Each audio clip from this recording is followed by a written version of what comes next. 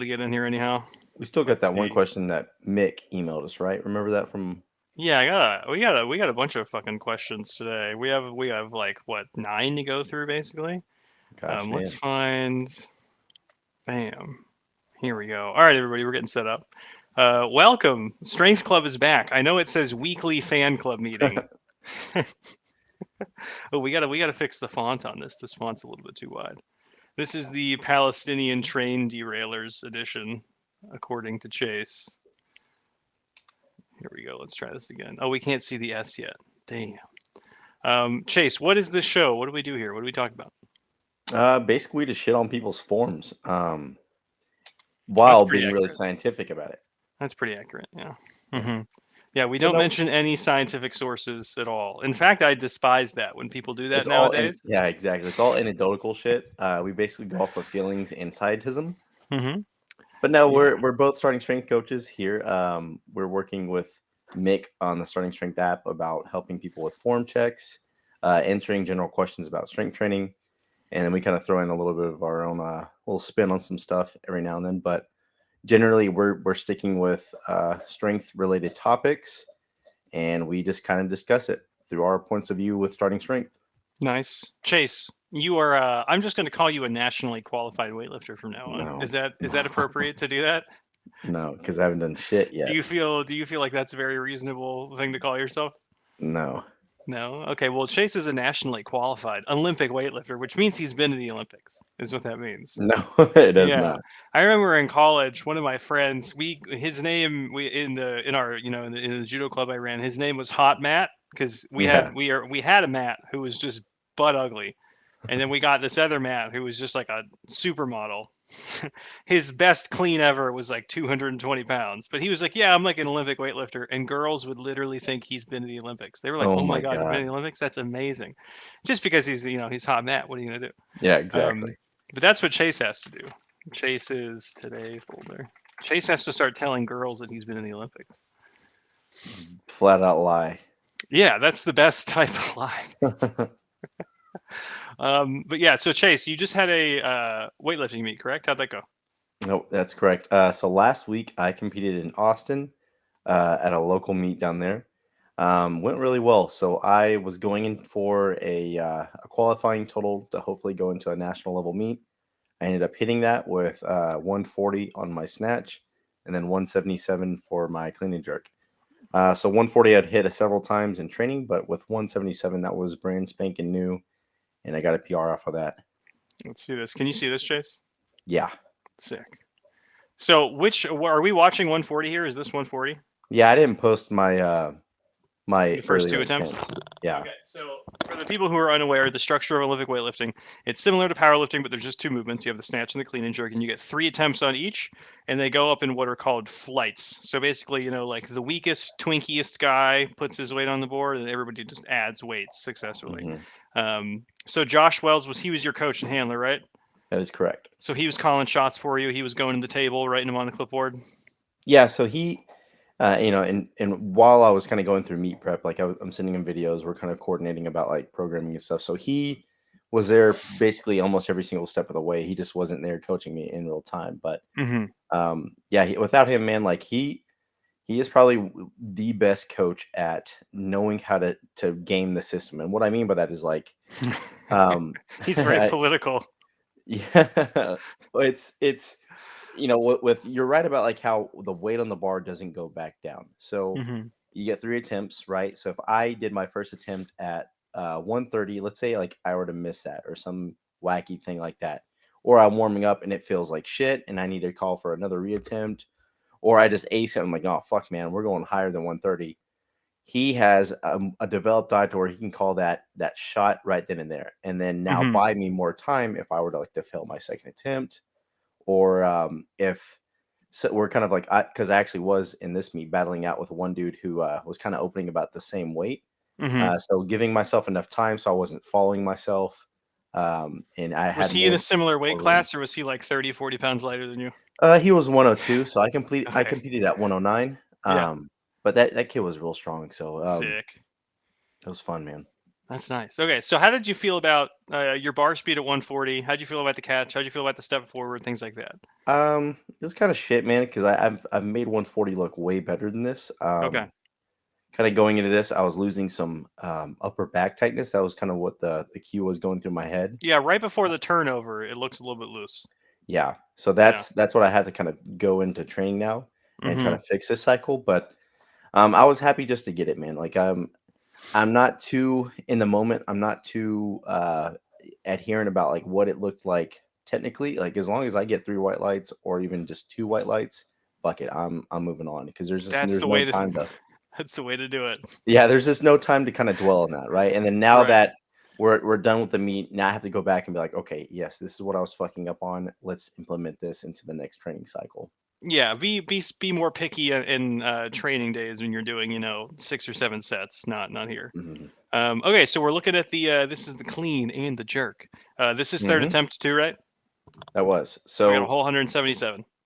I hit 172 for the second attempt, and then Josh came up to me. He's like, "What do you want to hit for this third attempt?" I let him call it because going into this, if I were to call for 180, I probably would not have gotten it. Hmm. This thing threw me way forward. It crashed down on me. I was very lucky to kind of stand up with it. I mean, just granted because I'm strong and stuff, but fuck, man, there was a moment going through my head where it's like, fuck, why isn't this coming up with me? Like right there, I'm Right, stuck in the bottom. right. Like, well, You're like, okay, where's the speed? Yeah, where's yeah, my speed at? exactly. Yeah. So I'm glad he called for that because that was, I mean, no, not one more kilo could be on that bar, and I wouldn't have stand up with it, man. Hmm.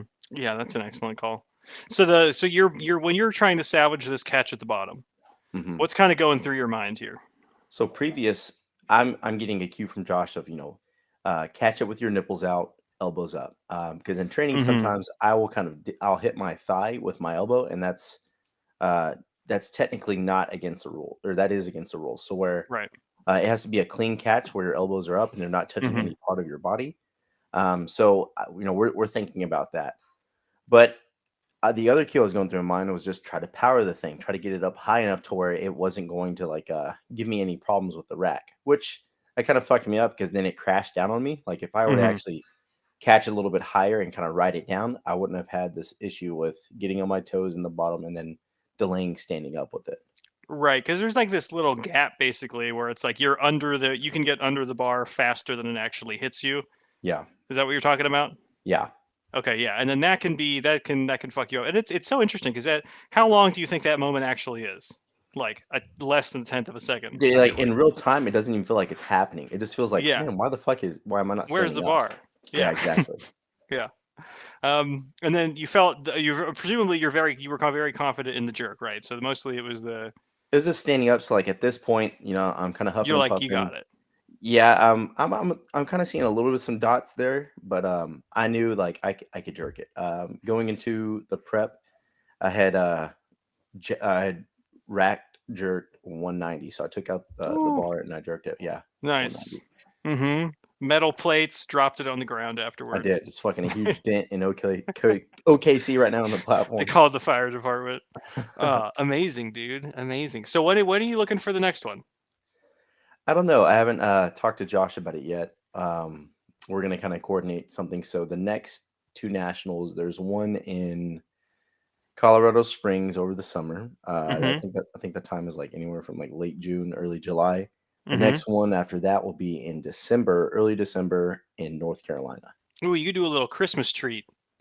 Yeah, I don't know. So I kind of see it in both ways right now, as in like I kind of want to get it done because we're about to open up another gym here in OKC, and I'm going to be real slammed with work because I'll be working at both locations, kind of going back and forth. Mm-hmm. So training and recovery is just going to be it's going to be a fun one. Versus if I wait until December, I can get my numbers up a little bit higher. I can maybe even possibly medal in nationals. That's what I really want. But again, now I'll have more work on my plate. The recovery and training is just going to be again a big pain in the ass. I'm looking for that one in North Carolina. I'll see. I may actually be living in North Carolina in Oh December. hell yeah, Yeah. nice. Yeah. So that'll be good. I can come and then shoot Tren into your butt. Um, man. Okay. Sick. Who comment? We got to see. Do you look at Nick's Instagram? Occasionally. Oh, let's see what's going on Nick's Instagram. Dude, this looks sick as hell.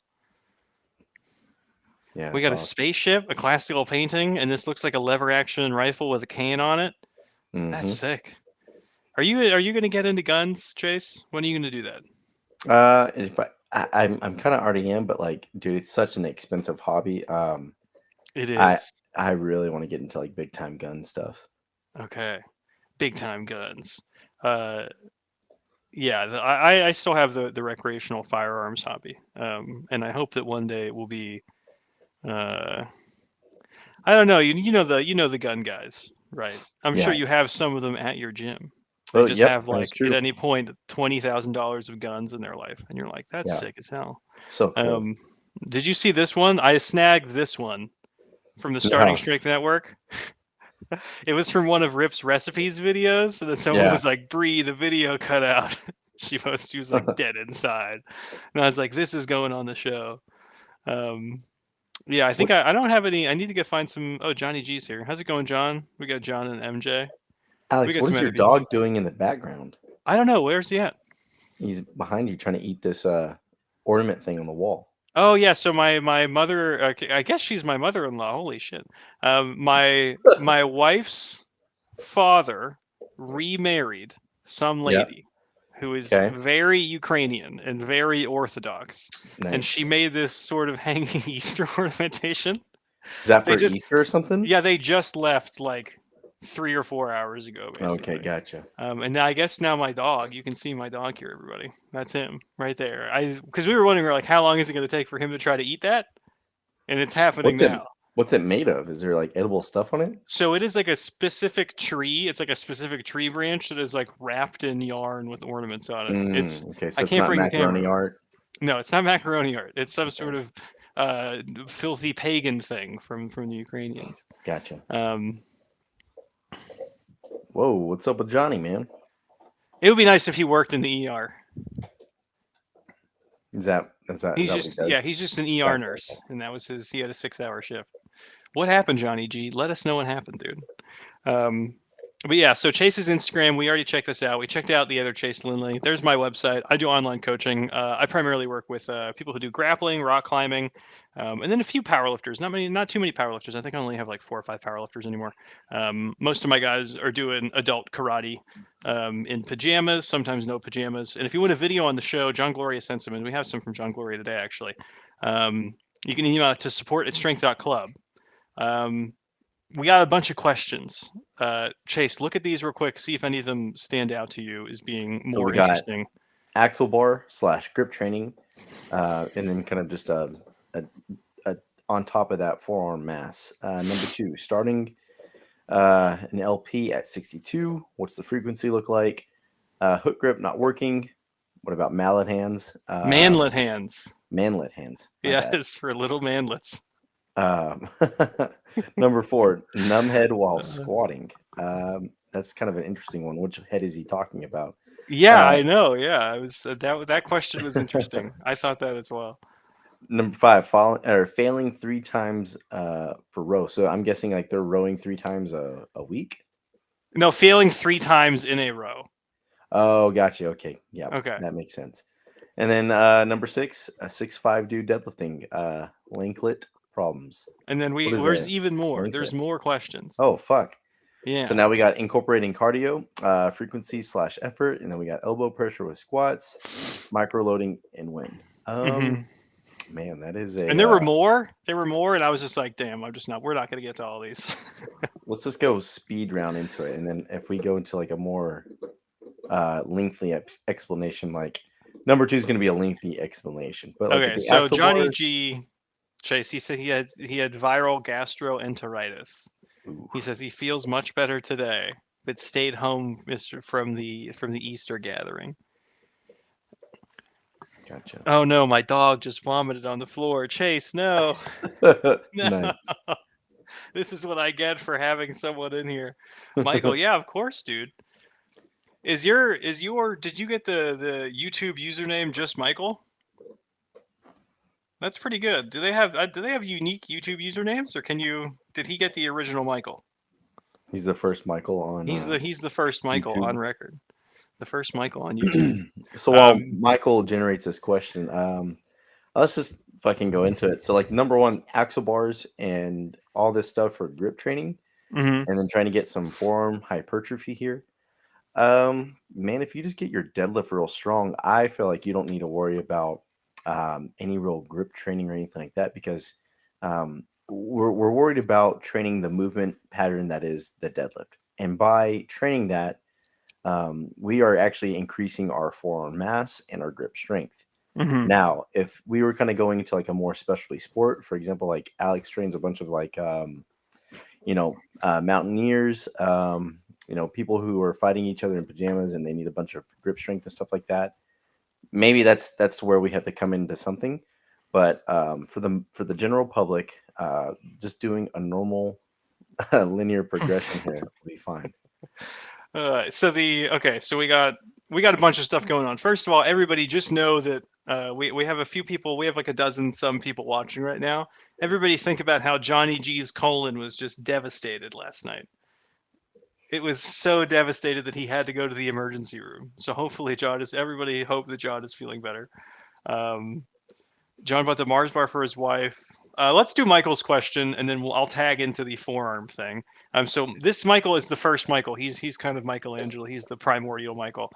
He says this question is regards to losing belly fat. Do you recommend not eating for a few hours if you weigh around 90 kilos to lose weight, or can I blow your back? Cool dude's here. How's it going, cool dude? I hope your colon and butt are okay. Um, I'm not sure what you mean, Michael. Do you think he means intermittent fasting? What do you think? Oh, he used a picture of Yeah, Chase. I think he's just a meme account, dude. I Oh don't know. man, the meme lord, the I think primordial you should Michael just meme not lord. eat anything. Just Do you think sit this is right up in the sun. NoFap Gamer G, or who do you I think this hope so. is? This could be Mick also. I'm not sure. No, it probably is. It's it's one of the So two. look, his same avatar icon is that Mick. Whenever No, you that's a picture of you. He took a screenshot of no, you I know right that. now. Oh, it is Mick. Yeah, see, I knew it. But no, like whenever you first answer the question, um, Uh, down here it says, can I ask a question? I think that's Mick right there on the little icon. Or is that Alex? is it I don't know. Michael? That's I what. think that is. Yeah, no, you're right. You're right, dude. You're right. You figured it out, detective. I'm gonna try to hold this dog with me, this autistic dog. Um, Man, okay, my colon. Oh, here we go. Cool dude is cool. He said his colon and butt are great. That's excellent. Congratulations, brother. Intermittent fasting has some new evidence showing it's not so healthy. Better to just limit total calories. Yeah, this seems to be the trend. Is that regardless of the methodology that you're using, um, the memes they're rich memes This is today, everybody. amazing. Yeah. Um, yeah, so it doesn't seem as if methodology has a tremendous amount. So whether you're doing keto, whether you're doing paleo, whether you're doing intermittent fasting, the primary thing is going to be total calorie balance, and then you're going to look at other downstream effects. So like keto, for example, if you're doing a keto with like a tremendous amount of if you're doing a tremendous amount of let's say saturated fats, for example, then you're going to have the consequences of dealing with saturated fats. And then it's like while absolute body weight loss may be quite helpful in that situation, you have to look at like the long-term consequences of your diet in particular. Some diets have like virtually no consequences. Let's say like paleo, for example, like that's not going to do anything bad to you. All right, we'll do Kieran. His buddy's blocked in a cave by a heavy rock. Any form advice on how to move it this fine Sunday? What do you think, Chase? Man, if he just gets his squat up to where it's up way above body weight, so like if he's squatting 5, I bet he can move a heavy ass rock. Oh yeah, dude. Just get into strongman. Yeah. We have Alex touched a minor with no consent. Alex, you're talking too much. That's a hallmark of the show. Yeah. Me. I'm not going to say it every time, but we'll see. All right. What else? Do we have any other messages to go through? Okay, so the original Chase speaks with more energy like this. Like, right. This could be Phoebe in the living room. Probably is. It probably is Phoebe. Yeah, so the guy who asked the axle bar training, he wants to compete in strongman, Chase. Is Gotcha. what's going on. So he basically, he's trying to ride the double overhand wave on his deadlift up. He's doing mixed grip or hook grip, for his actual deadlifting, and he needs to figure out how to start training with the axle bar. Have you ever worked with an axle bar before?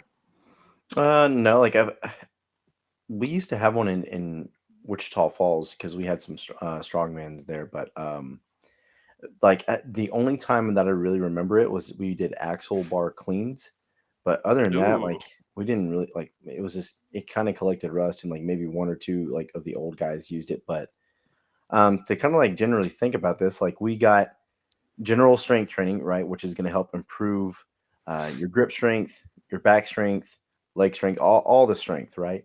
And then we have now sport specific practice, which would be Hmm. kind of like the strongman stuff. So going through like the Atlas stones, going through like the farmers carries and all that stuff. So if you really wanted to practice that, you would have to do it on your non-lifting days, or even just kind of like balance the two to where like you're doing all of like your squats or deadlifts and all that stuff, your barbell based lifts in the morning, and then doing all your practice and stuff later. But you got to separate the idea of like grip training. Instead of saying training, just think of it as grip practice because that's what you're essentially doing because you're not really going to train your grip. MJ, are you the shit poster? We do confirm to have a shit poster. um, yeah, it's the so Rips. What's Rips article on it? It's the two-factor model of it's the two-factor model of performance is what it is. If I believe I remember the Yeah, title it's correctly. just it's Two-factor yeah. model of something. I think it's yeah. It has to be strength and performance because it's essentially talking the difference between training Sports versus practice. performance. Yeah. That's what it is. Two-factor model of sports performance. Um, Alex, why are you touching your nipples? This is where I rest my hands at, dude. Um, let's see. And then we have Cool Dude. He said the axle bar is useful if you're already very strong, just getting your deadlift up weighted chins. Weighted chins, that's a big one. Because like let's say for example, so it's like I weigh, about 80 kilos. If I put 40 kilos on my chins, I have like a really great way to get a lot of back training in, arm training in, and I'm also holding, 120 kilos, but at variable positions. Like the chin Hmm. up isn't super static, right? Like the deadlift, the grip angle doesn't really change, but like the chin up, there's actually a good amount of wrist movement in it for most people. So the weighted chin up it's a huge one. But yeah, so I think the other tools, like he was thinking like Captains of Crush, the grip trainers, things like that. All of the Yeah. crushing stuff, that's not super useful unless you do No. sports where you're doing this, which is like really no sports outside of martial arts. Strongmen, I think this is technically a strongman event. Is moving the rock out of Jesus's cave. That's probably a strongman event. Yeah, strongman stuff is pretty super specific. But in terms of axle bar deadlifts, you can probably just think it's just like you can get all of your like relatively low fatigue accessory work in using strongman implements. So rather than doing barbell rows, for example, let's say if you need some more back work or doing those chins, like you're never going to do a chin up at a strongman competition. You can use that space for strongman stuff instead. Um, Alex and Chase, are we going to answer these questions? I don't know, man. All right, we got it. He's We got wanting it. to. We'll keep doing this list, and then we'll Yeah, I see how mean, the I don't media know. one We'll keep does. them in mind though. Okay, we'll But keep yeah, these in like, mind. well, like again, to kind of piggyback off what you're saying, it's like how far can you really train your grip with like those other utensils instead of a barbell or Hmm. doing like a weighted chin? Like the captain of crunch is kind of like the bar or the dumbbell scenario. It was like how many dumbbells do you need to do a dumbbell bench? You would literally Hmm. have the whole entire wall covered into it. But I think again, if you just kind of practice, and even like with an axle bar, like they're using some straps with it too. Like I've seen some people use straps with an axle bar, which makes no fucking sense at all. Axle-less straps is very popular. Yeah, it makes no sense to do that. But Yeah. yeah, that's just kind of like my take on it. Is just you have to separate the training of it versus the practice of it. Hmm. All right, we dug into question one pretty well. Oh, hammer curls, by the way. If you want forearm mass, do a lot of hammer curls. Starting the LP. So we had a gentleman email us. He works for some sort of like I don't want to say shipping company, but basically, he unloads and loads hundreds of boxes of alcohol every day from trucks into stores, things like that. He's starting the LP. He's 62. He's wondering how he should approach frequency. Like literally start at one time a week, start at 3 times a week, start at two. If somebody like this came into your gym, Chase, where would you recommend? Let's say like he does all the movements just fine. Like he doesn't need a box to squat on. He can perform a normal loaded barbell squat. He Hmm. can do a deadlift. He doesn't have to do a rack pull. I'm gonna try 3 days a week, right? But we may not do sets of five. We may do triples. But the frequency, I'm okay with this guy if he's coming in fine with 3 days a week. Now, at some point, we may have to change that to where we're going twice a week, but for the time being, I'm gonna try 3 days a week. What would be the indicator for you to switch? Like, what would be kind of the flag on the field for to switch frequency? If I see like he's struggling through the workout, and I know he's eating well, he's sleeping as much as possible, Hmm. he's doing everything in the realm of what he can control recovery wise. I got to make it easier with him on the program, and that's where I'll have to affect the frequency, or again modify the reps and sets, the exercise selection, something of that nature. But yeah, at that point, I'm gonna drop him down to 2 days a week. Okay. Yeah, I mean, it's interesting because like there are some situations where you'll have people come in, and you'll see them and they'll be dragging. Um, and it's like, Chase, for example, if Chase has like a low performance day, he can still deadlift like 500 pounds. That 500 pounds is enough for him to get some utility out of it. Or like, let's say Mhm. in the clean and jerk scenario, he can still, pull 135 and get some technical work on 135 kilos. But for people who are relatively weak when they're starting, sometimes they're so weak and they're so kind of not they can't kind of produce enough stress is what I believe what would Rip would say, or we would think about it through practical programming, to even Mhm. have the work be relevant. So like on a bad day, if they come in, let's say if this guy had a long day at work, and he's 62 and like his working set of squats is 135 and he can only, let's say, do 105, that 105 is probably not going to be helpful for him. Yeah. It's better just to take the day off. Yeah, so that's what you're looking for kind of flags on the field. Would you ever start kind of in advance at a lower frequency, or would you always try to start at three?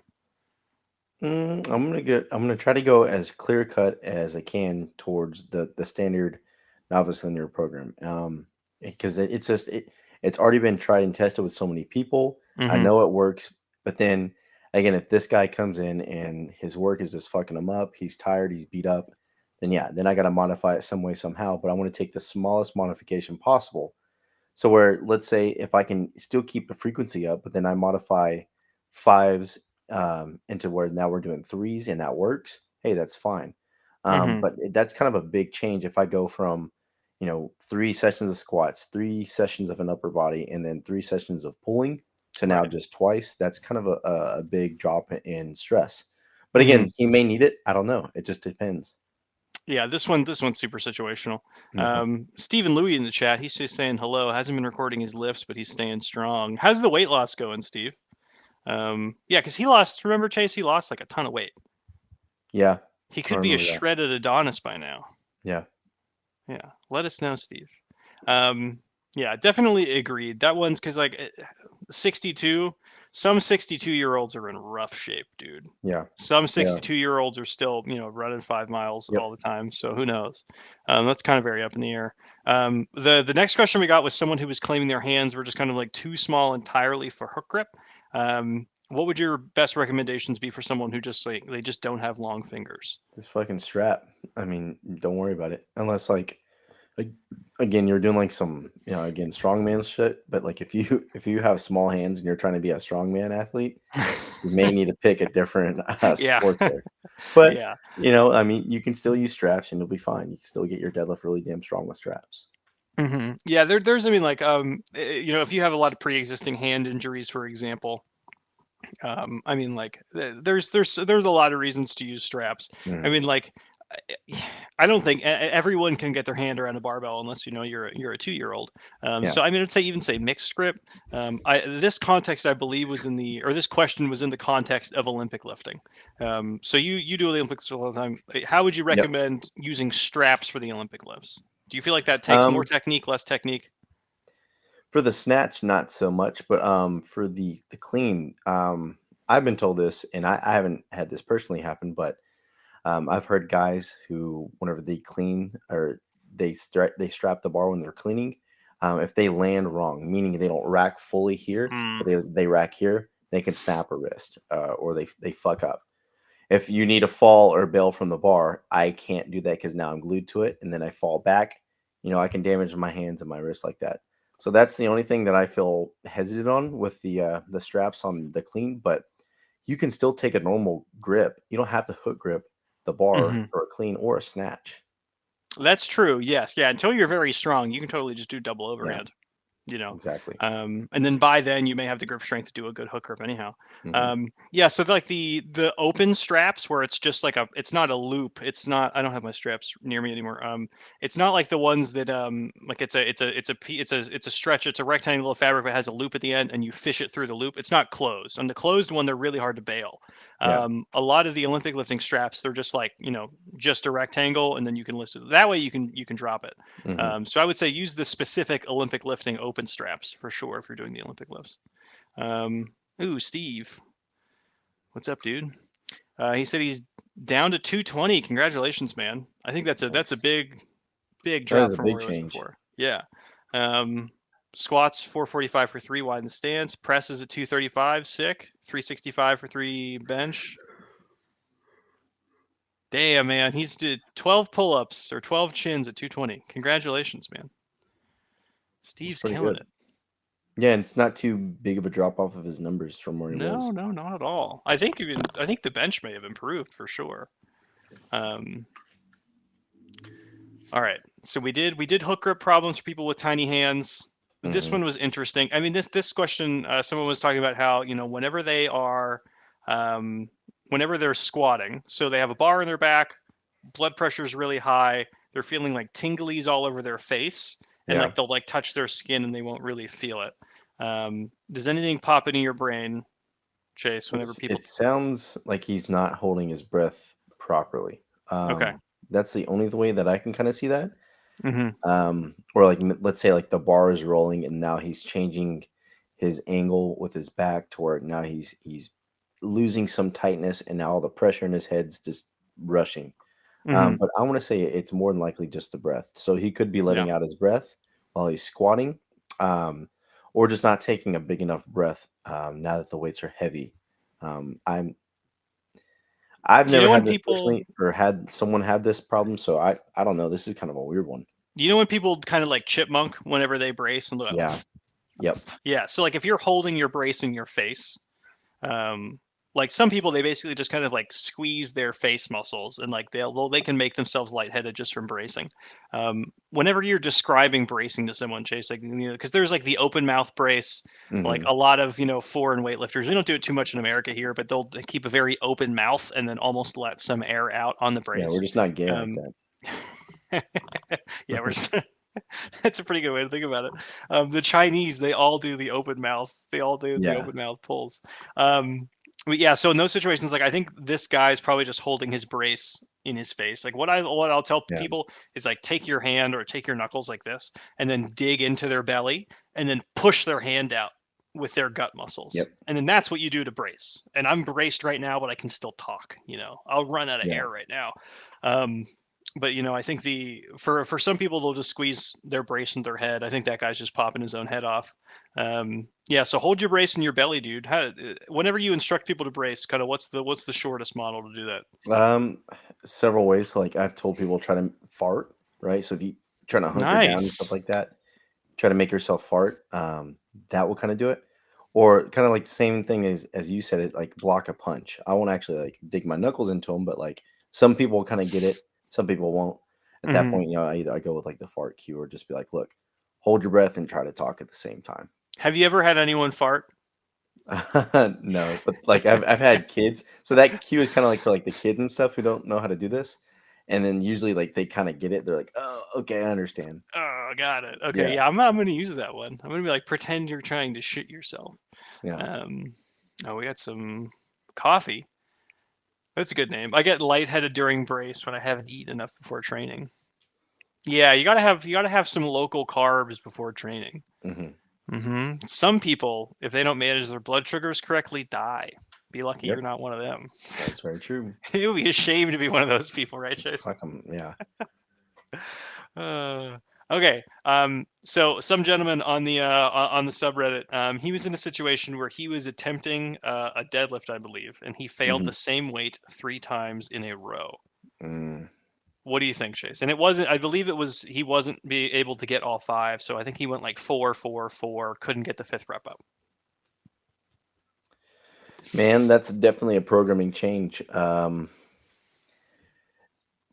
But let's say like if like in the context, like what would I do after that? Like let's say like if that was my first lift that I came into the gym and I started failing, would I do another attempt or Mm-hmm. what?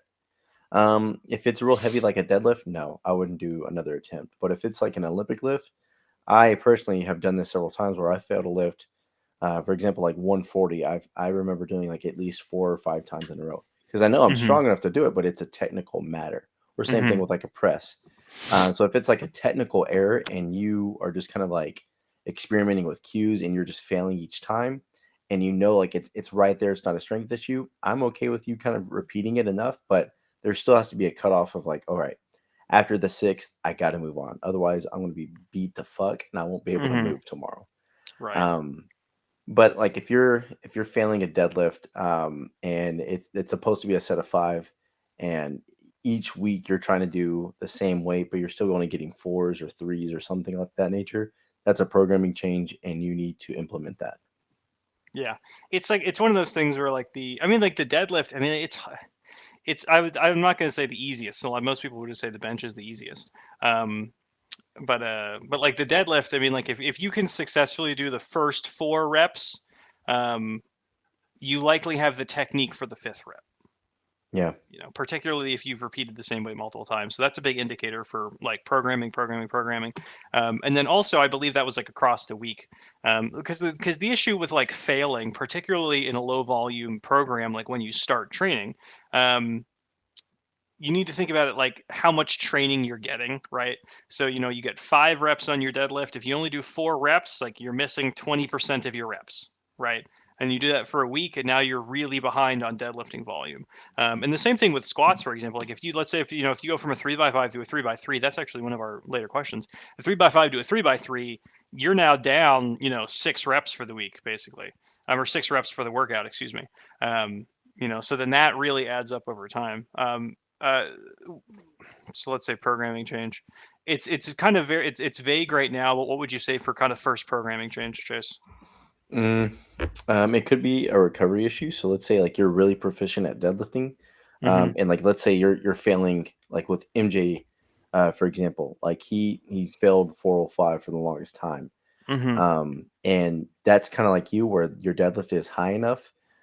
You just need to go into a program to where now you have like in your middle day of pulling, just do a lighter exercise, do a lighter deadlift, a power clean, something of that nature, right? And then reattempt it maybe Friday, and then you could probably get another rep out of it. But like, let's say if you're just terrible at deadlifting, like with some women or like kind of some older guys, what I'll do is just make them do a rack pull or even a halting. So kind of like a more stressful event in terms of an overload movement, or kind of controlling a specific range of motion and kind of loading that with a bunch of volume for like a set of 8 on halting, for example. That usually helps push them past that sticking point. Okay, well this blends in well with Frank Basile's kind of statementy question. Did you see this one, Chase? The O indeed one. Oh, indeed. Yeah. So Frank here, Frank Basili, one of our Italian, we have a WAP member of the audience. He's a novice coach, and his trainee is stuck at around 450 on the pole. He's tried triples, doubles, rack pulls, haltings, you name it. With this sort of Hmm. information, what would you think, Chase?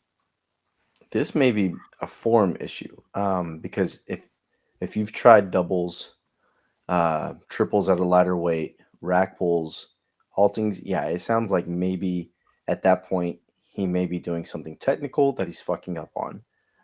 But let's say like that's not the case. Mm-hmm. Um, let's think about it. So 450, that's kind of a high deadlift, right? Mm-hmm. How long did you implement the doubles and triples for? Because if it wasn't that long, then maybe that's not enough time to where you recover and push past that 450. Or Mm-hmm. two, how heavy was the rack pulls and haltings? If they weren't heavy enough, 450 isn't going to budge. Yeah, and also, so how long has this person been Frank? If you Frank's still in the chat here. So how long has this person been training for? How large are they? See my dog just trying to murder You're me, just trying Chase? to fucking eat your arm. Dude, I just wrestle with him all the time. Oh That's yeah. what his primary passion in life is, just is martial arts. Um, but yeah, Frank, give us some details on this specific trainee. What I would, frankly, if I were to say, you're probably trying to take PRs out too often. Um, and then you may just be doing too little work, So like Yeah. Chase, for example, like on his deadlift, he may, schedule a deadlift PR every, 7 weeks, for example. Yeah. All of those periods before that. Yeah, okay. Yeah. He's still so new. So he's about 5'6", weighs about 195, and he's been training for about 4 or 5 months. Now with this context, 5'6", 195, he's probably already pretty thick. Mhm. I would say just give it more time. Basically what you're trying to do here is protein, time, and then more training. Yeah. So like when you're saying you've tried doubles and triples and haltings, 4.5, 5 months is no amount of time. No. That's 5% of what Chase has been training Yeah. for. Yeah. You've essentially tried. You've been peaking your trainee like as soon Yeah. as he's done 1 month of the Uh huh. non-linear program. Like that doesn't make Yeah. sense. Just let him ride this thing out, and then he'll be pulling 450 for reps here pretty soon. Yeah, volume cycling is it's very important. You kind of have to realize it's like, does this person one of the older questions that we framed this around is like, does the person need more work or less work? That was kind of a very typical thing that Mhm. was said kind of in the realm of programming. Like, does this person need more work or less work? Everybody needs more work. Everyone does. And it's more weight, or it's more reps, or it's more volume, or something to that effect. Mhm. You just have to figure out how to place that in tactfully. So like in MJ's case, for example, MJ was, I just started working with MJ recently. He was doing very, very low frequency, very, very low volume. The first thing that we did was we incorporated more frequency and more volume. Everyone has this range of volume that they respond well to. So like Chase, for example, let's say if he's doing, 12 sets of cleans from the floor and then he's too beat up, we pull it down to 9. And if he's thriving at 9, great, keep it there. If it's not enough work, you pull it up to 11, so on and so forth. You Mhm. have to tease out how much work they need.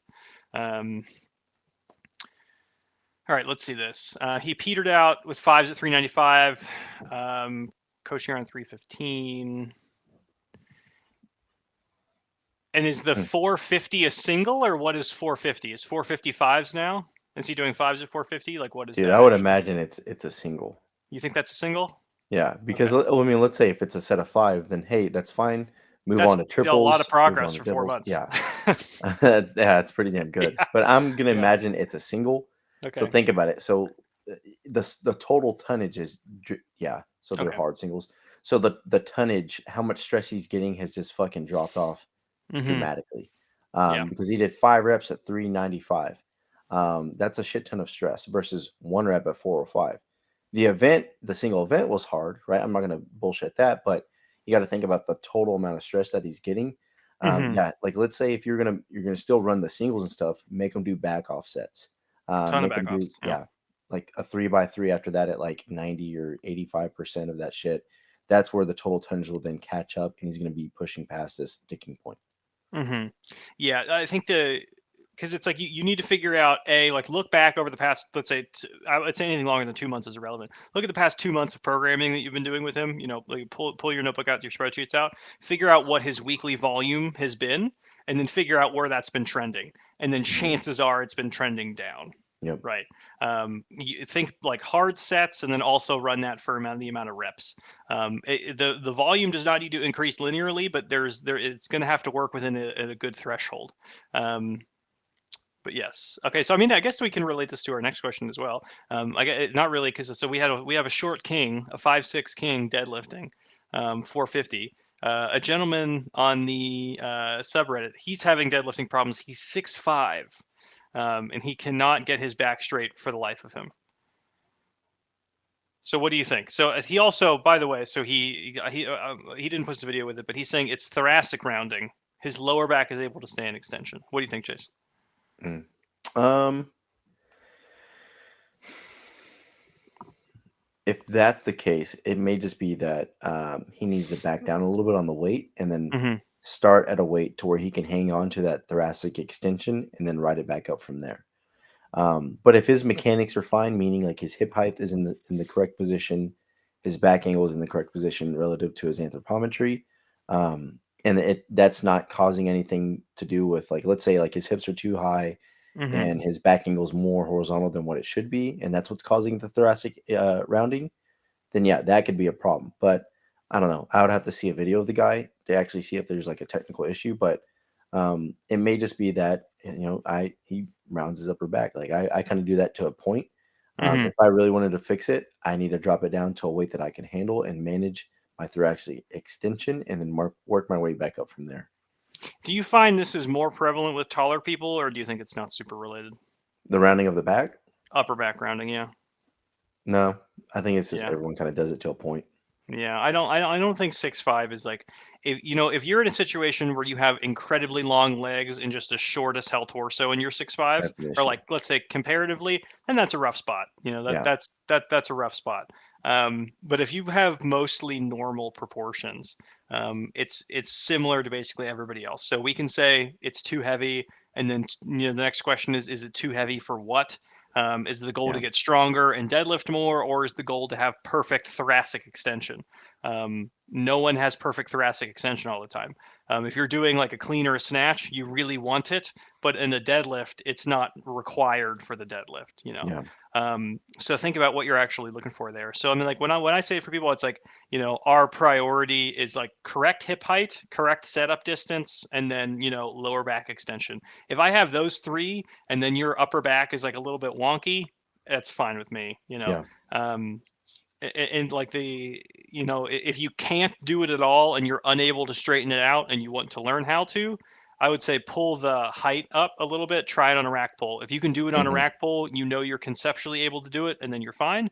And then otherwise, just see how it goes on like a power clean, on a snatch, things like that. Yeah. um, yeah, I think who's your tallest client, Chase? Do you have any I have a giant guy lanky who's guys? pretty close to, he's like 6'3", 6'4". So Okay. he's kind of like, he sounds like this guy, but he has long legs, short torso. So Mm. he has like clown feet, like out here like this whenever we take our stance for the deadlift, just to shorten his femur Uh, somehow.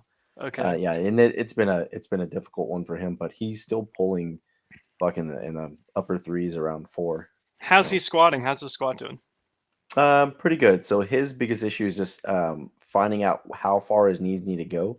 There's Hmm. like always moving in the Forwards, you squat. mean, right? Yeah, exactly. Okay. So he has all this distance to travel Yeah. forward, and then his back angle is just like, oh, like this, and then yeah, barely bending over, and he's established already. Yeah. It's the terminal knee position on giant string beans. That's a rough one. Yes. No way, no two ways about that. All right, round two of questions. We have some people who are trying to figure out. There were a bunch of questions about this one, about how to incorporate cardio, not only into the LP but into Training in general or something. intermediate. I don't want to say advanced training, because like who the Mm, fuck is an yeah, advanced true. trainee, but intermediate training. Um, so there's a few ways to do it. There's the high frequency model where it's like, hey, did you finish your shit up? Go do cardio for 10 minutes after you're done. you Hmm. know if you're relatively untrained, particularly on cardio, I'm like, if you've been running for 10 years, of course it's not going to do anything. But if you're relatively untrained on cardio, 10 minutes on the stairmaster once you're done with your workout is going to be a huge amount of cardio. Yep. you know if you've already done cardio for a good bit, you don't have to worry about it too much. Just get it in on your off days, make sure it's not interfering with the next workout, so try to eat out of it. um, what are your thoughts, Chase? No, I agree. And then probably to add on top of that, find a way of conditioning that doesn't beat you up too much. So, like for example, running versus riding the bike, Yeah. running versus pushing the prowler, something of that nature. So, all those three are kind of lumped into cardio, or we'll have a cardiac event. Well, You'll they'll you're leave gonna you fucking die. breathless, right? Yeah, exactly. Yeah. They're gonna give you some conditioning aspect right there, but one's gonna beat the fuck out of your ankles. You could the potential of getting hit by a car, all this other crazy shit with running, Hmm. versus being in the safety of a gym. That's a good Um, point. I'm gonna tell my runners that. yeah, you're just gonna get hit by a fucking bus, so stop running, Yeah.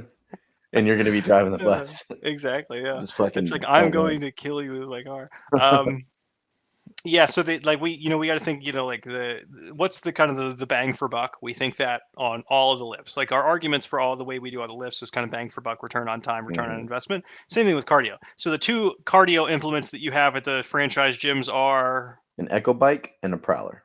Echo Bike and a Proud. The it's so assault bike, pushy Yes, pulley. assault bike. Yeah. Yes, yeah. I would say both of those are the biggest bang for buck Yep. uh, cardio that you're going to get.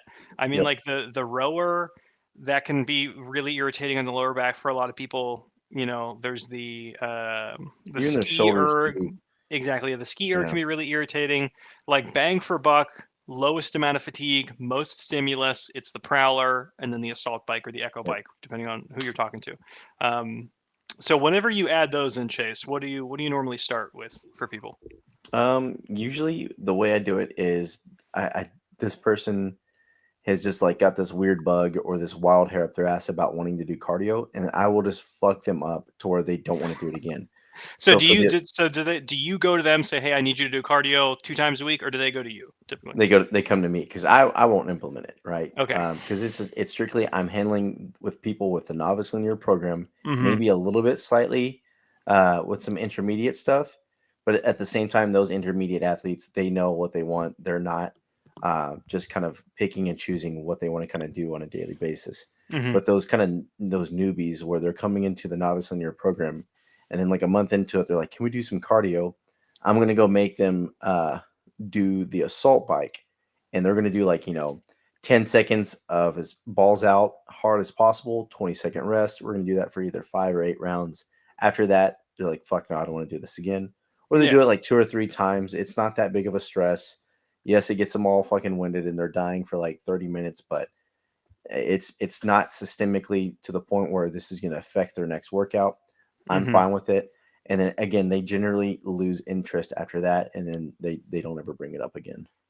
Yeah, it's like, most people don't need a tremendous amount of chronic cardio, No, no. like, for most people, if you had to, like, get the low-hanging fruit on, like, health, it's gonna be weight training, diet. Um, Yep. the cardio, it's higher up there. That's, like, a really nice thing, like, even just like, "Hey, go walk your dog for an Well, extra yeah, 2 it's hours a week." well, That's think about it like in terms of like it's kind of like a really niche thing in terms of like if I really wanted to be, cardio efficient, like what does that kind of look like? Am I running around all day? Am I traveling on foot everywhere? Am I going to go hunt on foot? That's like Mhm. the apex shit. And then let's take a step down. Like now I'm Lance Armstrong. This is my super time sport. All Yeah. this shit. Like those guys need it, but like you're here, like you're maybe the dude who walks around in New York City to go to his jobs and shit. That's enough cardio. He doesn't need to go fucking ride the bike or anything like that. He needs to Mhm. go do his deadlifts and squats so he can go fight the fucking homeless that's trying to fuck with him, or like the sewer rats that are trying to eat his fucking food. Like he Yeah, he needs he can needs the escape barbell shit from New way more. York, basically, yeah. Exactly, Mhm. exactly. I gotta rewatch that Escape from New York. Oh, that's great. That's a good one. Did you see Escape from LA, the sequel to that? Oh yeah, I made Phoebe That watch it. one that It was one awesome. is odd. The second You didn't one like it? is it is a swing. He's swinging for the fences on the second one. Oh yeah, yeah. It's Yeah. it's a goofy man, but it's so good. Yeah, it's like it's a correct amount of camp. If you go into it with like the same attitude as the first one Yeah, actually like this is like a little serious some of the times. yeah, The second one they really swing for it. yeah, The one thing I will say, so with cardio, um, if you have someone who is like drenched in sweat and is breathing hard as shit on sets of five, they're like, I have to do 5 sets of five today. I'm on my fourth set of five, and I'm out of shape as shit. Get in a little bit of cardio. This is the scenario where I say add in 5-10 minutes a session. That's it. It's basically nothing. It's no time amount. It's the amount of time that it takes to get it, hustle. Don't talk as much in the gym. You can find 5 more minutes.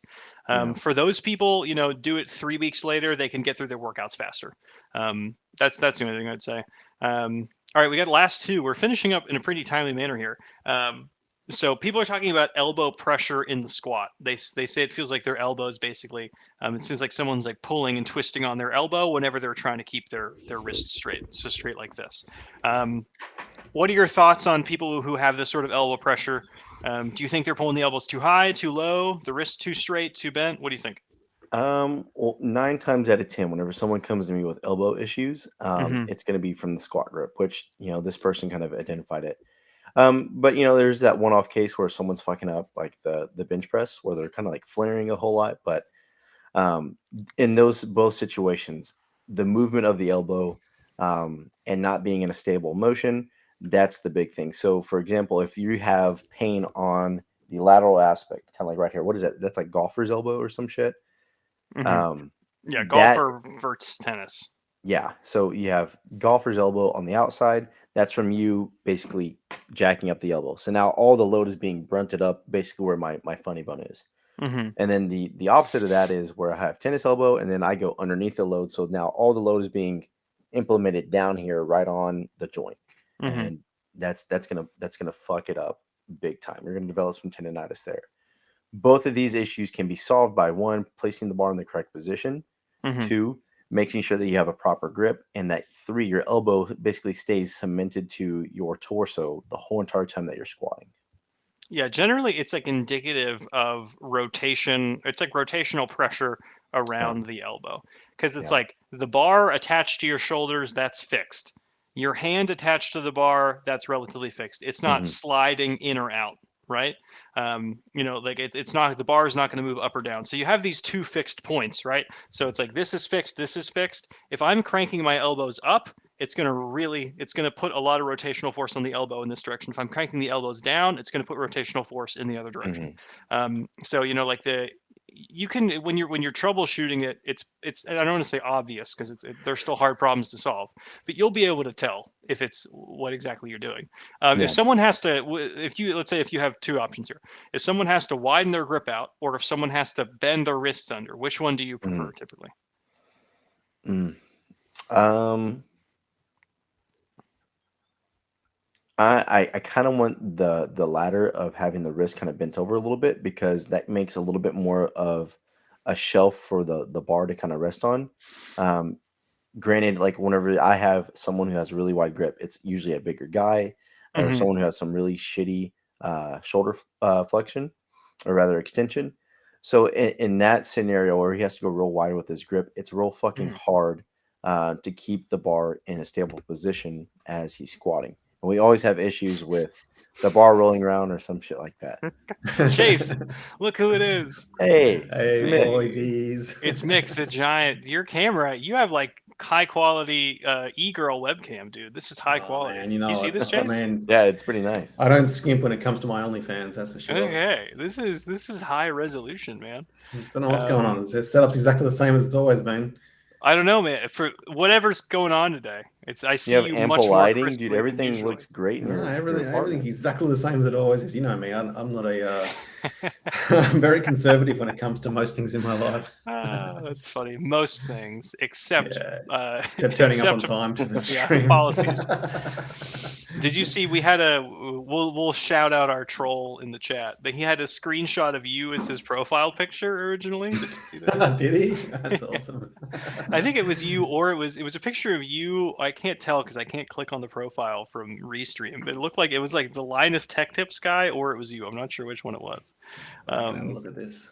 yes, if you can scroll up in the chat, I don't know if you can see it. All right, we'll make Mick not the big head anymore. Yeah, Um, thanks. okay, Mick showed up for the last 2 minutes, everybody. Thank you for I have an blessing excuse though us. because it's daylight savings. I'm blaming daylight savings. Okay, did you save some daylight? Do you feel, wait, did you lose sleep or did you gain sleep? Which one was it? Well, we actually don't have it here in this state. We just refuse to do it. But when everybody else moves, then obviously, that affects us. So No shit. yeah. Is that so? Not all of Australia does that. Only the state that I live in, we don't do daylight savings time. We just refuse to do it. It's so But, stupid, man. I Do fucking the hate how other the states in government can Australia do control it? Yeah, all the other states do it, but I mean the rest of the world does it as well. So, yeah. That's So, amazing. Yeah. I Okay. don't know why. We're a strange state up here. All right, dude. Uh, Last question, and this is good because Mick is here for the micro loading question. He's the expert on micro loading. When would you like to incorporate micro loading into an LP? Do you think it's appropriate during intermediate training? What role does micro loading serve for you, Chase, and kind of the broader spectrum of programming? That's a big question, but start wherever you want. Yeah. So the first off, where does it kind of fit into like the novice linear program? I'm gonna go with 5 pound jumps as frequently and as long as possible. Now, let's kind of take a step back and let's see like what kind of lifts that we're gonna be microloading. For the squat, generally, I'm not gonna have anyone microloading that, even into like intermediate or advanced stuff. Now, it kind of depends on that too, because I may have an older trainee who will microload that, and Mm-hmm. someone, let's say, that has some sort of condition walking into the gym to where a lot of stress at this point, with 5 pounds every single time, she can't recover or he can't recover. So that's where microloading kind of comes into play. But generally, like the squat and the deadlift do not need to be microloaded. But the upper body lifts, the press and the bench, definitely need to be microloaded. Um, the first one that I kind of see that needs to be microloaded first is the press, of course. It's just the nature of the beast there. You got the longest Mm-hmm. kinetic chain out of the lift. You have the smallest muscle groups kind of affecting the load here. The bench, if I have a guy who's kind of just barrel chested and he's just kind of a bigger guy, I'm going to see a lot of 5 pound jumps from him a lot longer versus like a petite guy or a female. We're going to be microloading pretty fast. And then that kind of goes into like the intermediate stuff of like now the press is coming up with 2 pound jumps, maybe 2.5s or even 1 pound jumps. With the bench, I'm still going to kind of lean on towards like the heaviest possible jump that I possibly could take in that scenario, which is like, again, like a 2.5. I rarely ever do like 1 pound jumps. Yeah, 1 pound's kind of an error. It's like a Yeah. blur. I really like to think about this as like percentage. By the time you're deadlifting 405, 5 pounds is microloading the deadlift. Yep. When Chase is at 700, like 15 pounds, 25 pounds is microloading. Yeah. Not so much that it would push them past PR territory, but it's like 705 and 725 are going to feel really damn close. They're going to feel Mhm. almost like the same exact lift. I mean, like even on my last, like my kind of yearly singles, like when I hit 555, it was like the difference between that and then the last single at 525, there was like no difference. Yeah. It's just like once it's heavier, there's just like a blur of suck that's just like the weights kind of they blend together. When you're very weak, 5 pounds is actually a lot, right? Yep. So if you have someone who's only pressing 70 pounds, right? So if you have a female, a very older guy, female, anything like a really small guy, anything like that, and they're pressing 70 pounds, 70 to 75 is actually a big jump percentage wise. You want to almost like equate percentage increases and not think about it as like micro loading. But eventually, let's say because like the recipe, it's like protein, time, training. That's what you're trying to give them, and you'll know that they'll respond to the recipe of 3 ingredients. And then what you're doing with micro loading is you're giving it more time. So like let's say for example, to go from 100 to 110, if you did that with 5 pound jumps, you would have let's say 2 sessions in between. If you did that with 2 pound jumps, you would have 5 sessions in between. That just gives you more time, and that's more protein and more sleep in between. Right, so you're kind of you're elongating the process, and then the other 2/3 of the recipe. So it's protein, time, training. You're giving more time, you're giving more protein. Then they'll have more muscle mass and they can move more weights. So that's what I would say with microloading. Let's say, Chase, the last question here, in terms of percentage, like is it right at the end of the LP? Do you start it early? Do you try to start it as late as you can? When you do it, when do you like to start it? That's kind of an individual thing, man. Like again, like me personally, the way that I kind of coach will be like I'll try to push it for as long as we can, in terms of like adding 5 pounds. But there comes a point where like I know like this person just is grinding out this last set of press or this last set of bench, and this will be our last set of or last time rather adding 5 pounds to this lift. Next time we're going to go into doing 2.5s or 1 pound jumps at this point. Right. But that's again kind of my approach, is that we're only kind of go more aggressive with it, because these upper body lifts are already starting out so light for some people that I don't want to waste their time in the gym with just going up too slowly whenever they can be progressed a little bit faster with 5 pound jumps. Okay, understood. I like it. Mick, you wanted to say something? Yeah, didn't someone write an article a while back about micro loading, and if you're using different, like if you're at a public gym or not your own gym at home or whatever, you know the bars and plates are all various weights anyway. Even if you're using a 45 pound bar, um, one bar to another bar may vary between a couple of pounds, and so Yeah, microloading is kind of hugely. pointless anyway. Well, not pointless, but I mean it's just kind of something to be aware of. Yeah, it's like Mhm. micro-loading is really great if your weight selection is consistent. So I would say like Mhm. ideal micro-loading scenario, strength co-plates, Yep. starting strength bar. You keep the plates on the same exact side of the bar every time. Yeah. You don't trade them. That's what I would say is best micro-loading. And Mick, what can we about if get a your little? body weight's Can we shifting a get a pound or little two? going on, Mick? What's Can we that? get a peak check? Peak check, Mick? Next week.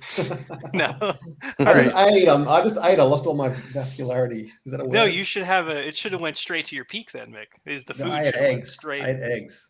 Okay, well that's the issue then, man. Yeah. Yeah, gotta eat some trenbolone. Yeah, so you guys use strength co plates, right? We do.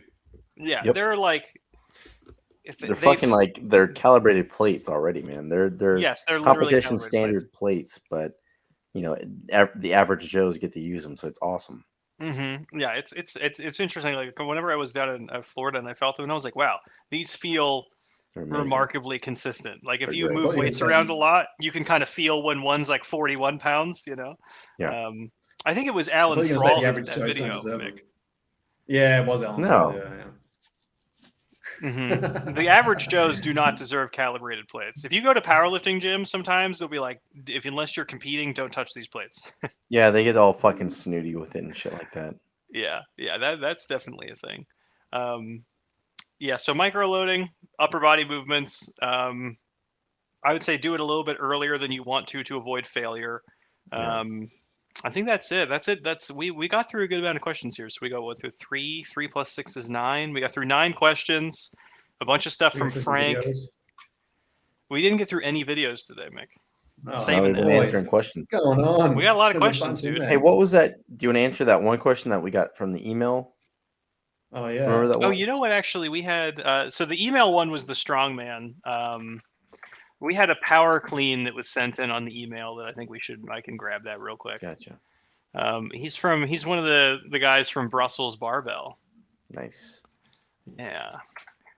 Steve Ross, the most handsome starting strength coach, hands down. He is a handsome guy. For the next pod. All right, so this is from Roberto Grunpeter is his name. Roberto Grunpeter, and that's not a fake name that I'm making up, everybody.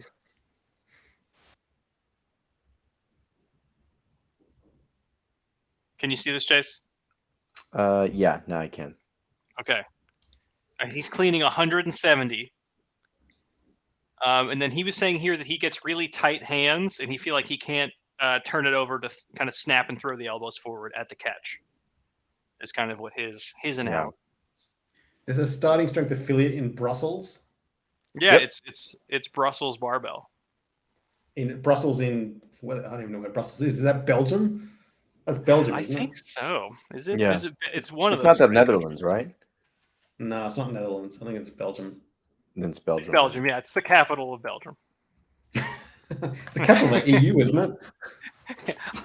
Isn't it? I have no idea.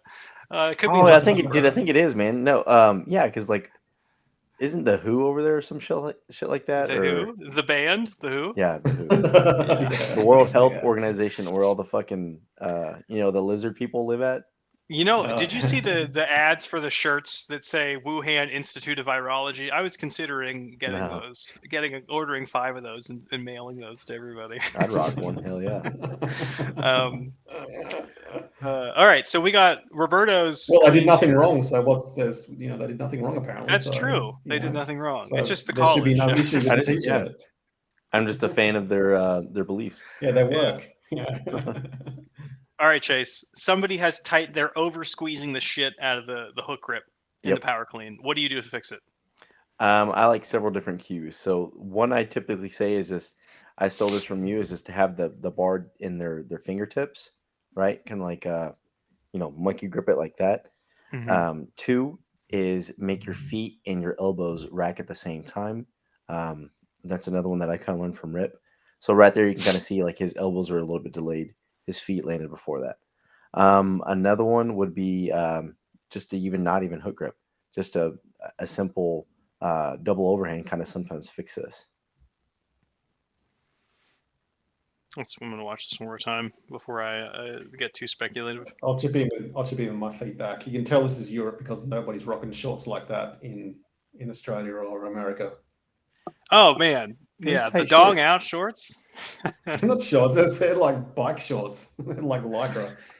Do you think he bikes to this? Oh, I I bet he mean, it's bikes. Belgium, so He Yeah. bikes. Everybody may just be very familiar with everyone's bulges in Belgium. mm. It's the Brussels bulge. I mean, I'd imagine community. you are wearing shorts like this, Alex, when you're No, wrestling I'm other not. men. I'm Are very you in a polite, gi? actually. Are you? Whenever I do no-gi work, I do leggings and I wear shorts on That's top not of a the word. leggings. You're just I do making that up. What's shorts noggy on work? top of the leggings.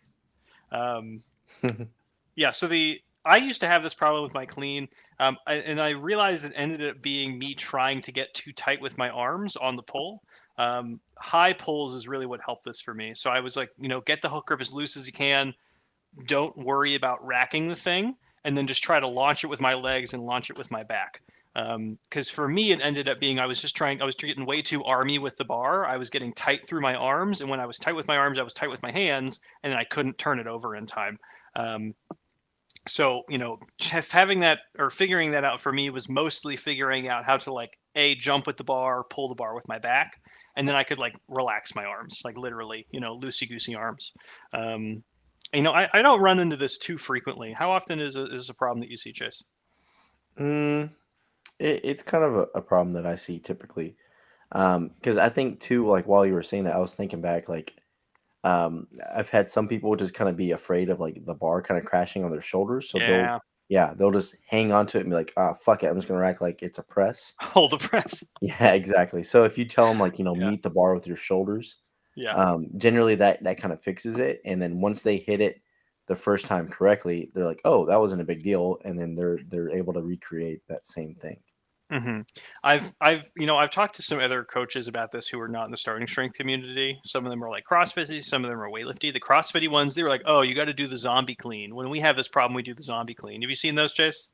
I know what it is though. Yeah. Yeah, so it's the clean, and then you just shoot your arms out like this, and then you just catch it on your shoulder. So if someone is afraid of the bar hitting them, you're like, "We're gonna make the bar hit you Yeah.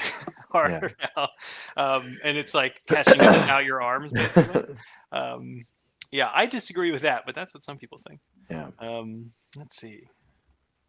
So did you answer the guy's question about the axle bar deadlift? We absolutely did. We spent like 20 minutes Oh, on it. sweet. Oh, Mhm. cool. Nice Yeah. one. Did you see this one, Mick? Were you watching the early part? I got another amazing screen. Agree. I mean, I can see the comments that were removed, and I've got a few questions about those. But No, this is not from the stream. This is from the Starting Strength Network. Is what this is from. oh, okay. What is that Yes, exactly? yeah. I mean, So that a someone was comment like, that she "Bree, made, this or? video's not working," and then she was like, "Dead inside." Yeah, this one from Rip, this Classico from Rip it's from one of the weekly updates. It was like best of the forums, I think. They do that every week. This is one of these. Chase, do you post on Best of- forums at all? No, not You got to unless get. like, dude, I hate it. I hate it. I Unless need like some What, Rip, quotes from you, Chase. Is what I no, need. you haven't gone through. Rip will tell me like, hey, someone mentioned you in the comments, go respond, or two, like the one-off chance that I write an article or do a video, Mm-hmm. someone will comment something and I may check it out. But other than that, no, I don't do anything there. So you only check it out when your name is mentioned. Yeah, unfortunately, yeah. I get emails from Rip. It's just basically just the subject is forum, and then it's just a link to Yeah. the forum. Yeah, that's exactly it. Yep. That's efficient. That's very efficient. Yeah, then you Yeah, click so on it and then you're like, oh, okay, this is what happened. yeah, it's about Okay. me. It's it's Yeah. Forum. it's Someone's not like, "Hey, wondering the what it's Starting about. Strength app is terrible. I hate it." Yeah, pretty much what it is. And you're like, man, I need more positive reviews. Fuck. Okay, so Chase, what are you going to do with your Instagram in between now and the next meet? Are we just not going to see anything on there until December, No, or what? I'll still post stuff. I'll still Okay. post stuff. Trying to make it Why? a What little happened? bit Did more of you a get a habit now. strike or something? No. Or what happened? No. Oh No, yeah, it was he had to the wait. You missed the first part, man. No, I I missed posted most a lot of of like explicit stuff on my Instagram, and then yeah, I got a strike. Oh, really? Was All my those jorts again, snatches. or what happened? It was all the Yeah. snatches and stuff that I was Hmm. posting. Look, Just Instagram, pictures in the you know, singlet. Yeah. use the word snatch in context. Yep. Oh no. Okay, cool. We need more. So next episode, we're going to do videos. Cool. I Good promise idea. everybody. We're doing videos. So email your shit to support@strength.club. What other updates do I have for Mick? Also, Stephen Louis lost even more weight, by the way. You missed that part, Really? Mick. But I put the Down to comment back up there. He's 220. down to. He's down. I know. He was at like 245, I think, last time. He was like high twos, then went to mid twos. Now he's low twos. Jesus. So hopefully you feel worse about yourself, Mick. Is this an anticipation of filming the Cop Buddy movie with Chase? That could, yeah, that's true. He needs to get shredded for the Lethal buddy cop Weapon movie with 6. Chase. Lethal Weapon 6. Oh man. I think that's it for today. Thank you very much for watching, everybody. And then we will be on again somewhere between 7 to 30 days from now. Yep.